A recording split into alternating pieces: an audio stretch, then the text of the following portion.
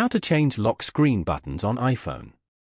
To get started, first of all go ahead and open up the Settings application on your phone. Once you're here, scroll down and tap on Wallpaper.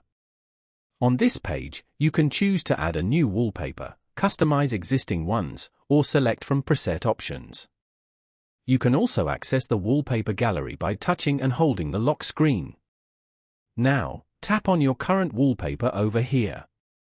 Here, tap on any widget from here. Then, tap on the minus sign above the widgets you want to remove. After that, tap on the widgets you want to add from the suggestions below. After adding the widgets, tap on the time above. Over here, you can change the font color, style, and size of the numbers. Once you're done editing, tap on Done at the top right corner.